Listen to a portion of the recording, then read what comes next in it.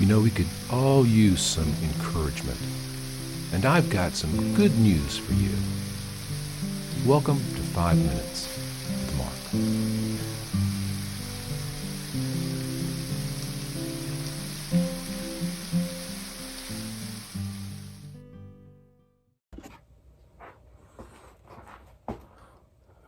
Greetings, fellow travelers. Welcome back to 5 Minutes with Mark. We pick up the story today in the Gospel of Mark, chapter 1, and we pick up at verse 43. As you remember last time, Jesus has touched and cleansed a leper. And we pick up that story here. After he had cleansed him, and it says, "And he strictly warned him and sent him away at once, and said to him, 'See that you say nothing to anyone, but go your way. Show yourself to the priest, and offer for your cleansing those things which Moses commanded as a testimony to them.' However, he went out and began to proclaim it freely and to spread the matter, so that Jesus could no longer openly enter the city, but was outside in deserted places, and they came to him from every direction." This is such an interesting little thing. So Jesus has cleansed this man from leprosy, this man who lived outside of the city gates. And if you want to know all of the rules about restoration of a leper, you have to go back to Leviticus. Leviticus chapter 14 is verse 1 through 32. It was a very long passage. It was a very elaborate series of rituals that someone who had been diagnosed with leprosy, shunned and put outside the city gate, had to do in order to be restored to the community and allowed to come back in.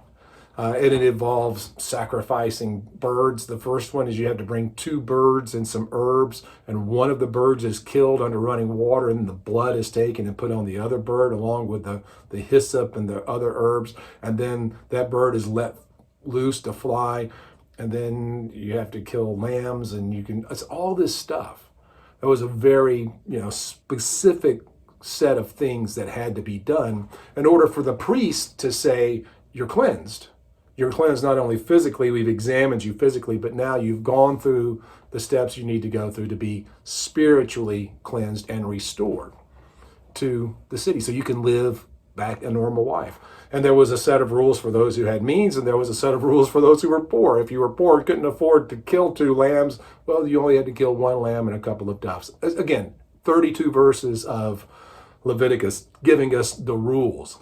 And Jesus says to him, now look, don't go tell anyone. The first thing you have to do is follow the rules. The first thing you have to do is go to the priest and do those things that Moses commanded.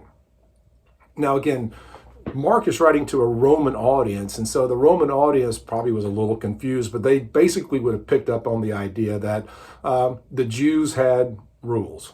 Everybody probably knew that. And they knew that there was going to be these set of rules that they had to do.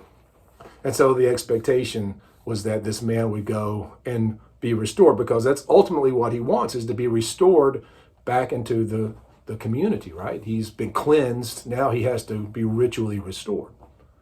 But he can't keep it to himself. This incredible thing has happened to him. It's happened to him. His life has changed.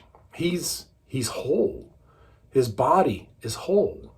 And he can't contain the excitement of what Jesus has done for him. And it said he didn't follow the rules. He didn't follow the orders. Jesus told him, look, don't tell anybody. Go show yourself to the priest. Because Jesus, again, as he says in the Gospel of Matthew in the Sermon on the Mount, I didn't come to do away with the law. I came to fulfill the law. And so the Old Testament law was still in place. The rules were there for a reason. And he wanted this man to go and be restored completely to his family and to his community. Instead, the man is so excited about this change that he just begins to spread it openly. And of course, people would have known who he was. They would have seen him. He's cleansed, he's whole, and the word again gets out. Jesus, at this point, is a rock star, to put it, in our modern terms. He was so popular with the people that he couldn't go into the cities. It said he's out in deserted places. He has to have any time alone, he has to find some place that's so far away from other people that he can get a little rest, he can get some space and some time with his disciples.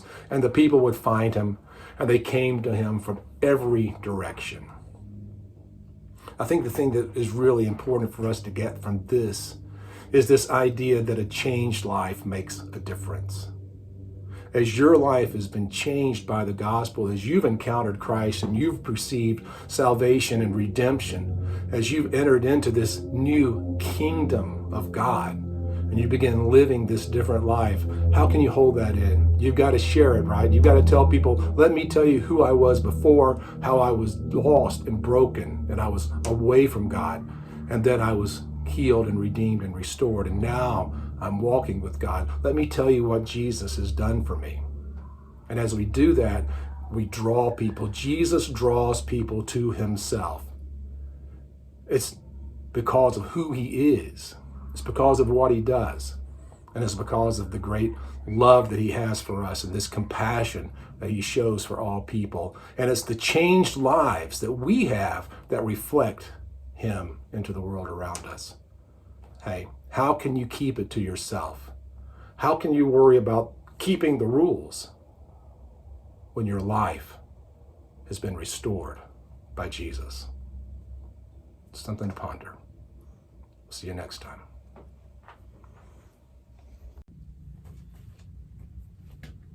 I hope you're enjoying this Bible study, this quick devotion.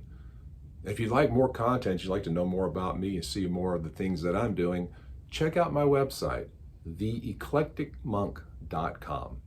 There you'll find out about my video vlog, my podcast, and a whole lot of other stuff. Hope you'll join me there.